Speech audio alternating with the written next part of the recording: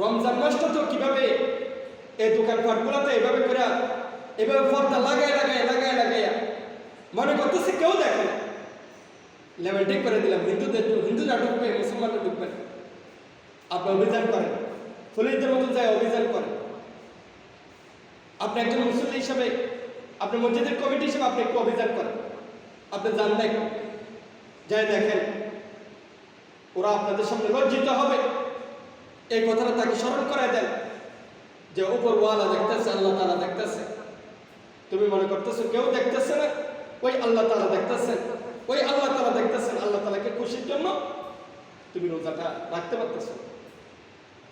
তুমি একটু পানির জন্য, তুমি একটু মাত্র একটা সিগারেটের জন্য, তুমি একটা পানের জন্য, তুমি 2 মুঠ ভাতের জন্য তুমি রোজা ভেঙে লেগেছো। শুধু দুপুরবেলা শেষ। আল্লাহ তাআলা আমাদের সবাইকে সতর্ক হওয়ার তৌফিক দান করুন। আরো 14টা রোজা আছে, হয়তো আরো 13টা রোজা আছে। এই রোজাগুলো যাতে ঠিক মতো আদায় করে। প্রিয় হাজিরিন, একটা রোজা ভাঙলে 60টা রোজা কাফারা আদায় করতে হবে, গোলাম আজাদ করতে হবে, এখন তো গোলাম আজাদের দিন নাই, গোলাম নাই। রাসূল সাল্লাল্লাহু আলাইহি ওয়াসাল্লামের সময় সাহাবায়ে কেরামরা যেরকম ভাবে তাদের সময় গোলাম ছিল, রাসূল সাল্লাল্লাহু আলাইহি ওয়াসাল্লাম এক সাহাবী আসলো, আসার পরে বলতেছে, আমি তো আমার বিবির সাথে এরকম ভাবে থেকে ফেলছি, দিনের বেলা আমি অঘটন ঘটাই ফেলছি। এখন আল্লাহ রাসূল সাল্লাল্লাহু আলাইহি ওয়াসাল্লাম আমি কি করব? আল্লাহ রাসূল সাল্লাল্লাহু আলাইহি ওয়াসাল্লাম বলেন, একটা গোলামকে আজাদ করে দাও, একটা গোলামকে আজাদ করে দাও। ওই সাহাবী বললেন, আমার তো কোনো গোলাম নাই, আমি কিভাবে আজাদ করব? বুখারী শরীফের রওয়ায়াত। আল্লাহ রাসূল সাল্লাল্লাহু আলাইহি ওয়াসাল্লাম তাকে বললেন, তাহলে 60টা রোজা রাখো, 60টা রোজা রাখো। একটা রোজা মাংস, এরকম 60টা রোজা। আমরা রমজানে যদি একটা রোজা মা বোনরা ভাঙে, তার মাসিক হওয়ার কারণে এরকম রোজা ভেঙে ফেলে, ওই মহিলা আফসোস করতে করতে শেষ হয়ে যায় যে হায়রে শাওয়াল মাসের 6 রোজা এগুলা রাখবো, এরপর ওইগুলা কি রাখতে পারবো কিনা, এরকম টেনশন করে যায়। অনেক মহিলা আছে বছর ঘুরে আবারও রমজান চলে আসে, কিন্তু রোজাগুলা রাখতে পারে না। ঠিক কিনা বলেন না? আর তুমি বেটা, তুমি একটু ধৈর্য ধরতে পারলো না, তুমি মুসলমান আল্লাহর বান্দা, তুমি একটু ধৈর্য ধরতে পারলো না, তুমি রোজাটা ভেঙে গেলে 60টা কাফারা আদায় করো, 60টা রোজা। অথবা এরকম ভাবে 60 জন মিসকিনকে খাওয়াই দাও, ফারবানি।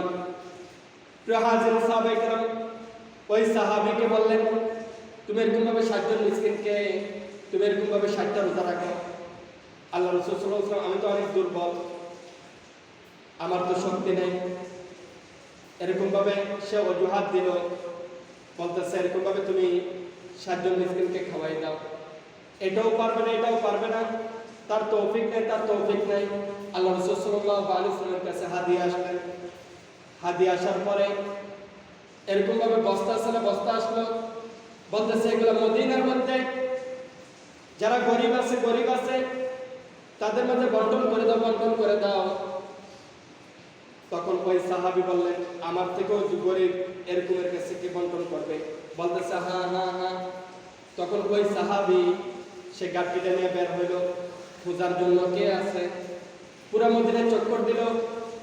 আল্লাহ রাসূল সাল্লাল্লাহু আলাইহি ওয়াসাল্লামের কাছে আসলো, আসার পর বলতেছে, আল্লাহ রাসূল সাল্লাল্লাহু আলাইহি ওয়াসাল্লাম, পুরা মদিনায় খুঁজলাম, আমার থেকে অসহায় গরিব মিসকিন এরকম কেউ নাই।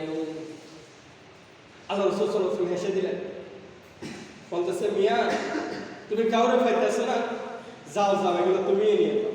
সুবহানাল্লাহ। ওই সাহাবীর ক্ষেত্রে হয়েছে এটা, স্যার আপনারা এটা মনে করেন না, বুঝেন নাই? ওই সাহাবীর ক্ষেত্রে হয়েছে। বুখারী শরীফের রওয়ায়াত, কোরআনের পরে যে কিতাব বুখারী শরীফ, ওই বুখারী শরীফের রওয়ায়াতের কথা বলতেছে মিয়া তুমি এগুলো নিয়ে বাসায় চলে যাও, মানে ওনার থেকে আর কেউ নেই। প্রিয় হাজিরিন, একটা রোজা ভাঙলে কয়টা রোজা রাখতে হবে বলেন না? 60টা রোজা রাখতে হবে। আবার যদি মাঝখানে গ্যাপ যায়, আবারও শুরু করতে হবে।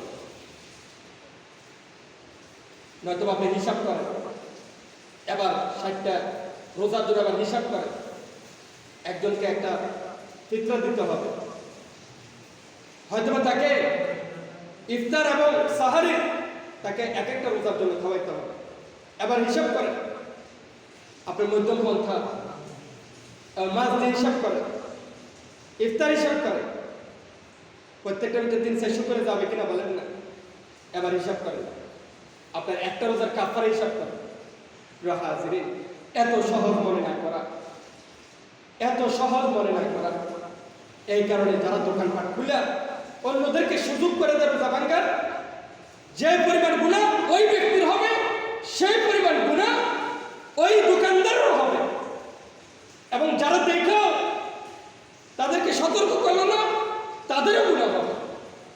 হাজির, যেরকম ভাবে একজন রোজাদারকে ইফতার করাইলেন, যেরকম যে ব্যক্তিকে ইফতার করাইলো সে যেরকম সওয়াব পায়, রোজা রেখে যেরকম সওয়াব পায়, ওই লোকটাকে ইফতার করাইলো সেই পরিমাণ সওয়াব তার আন্দারে ঢুকে যাবে, তার আমলে ঢুকে যাবে।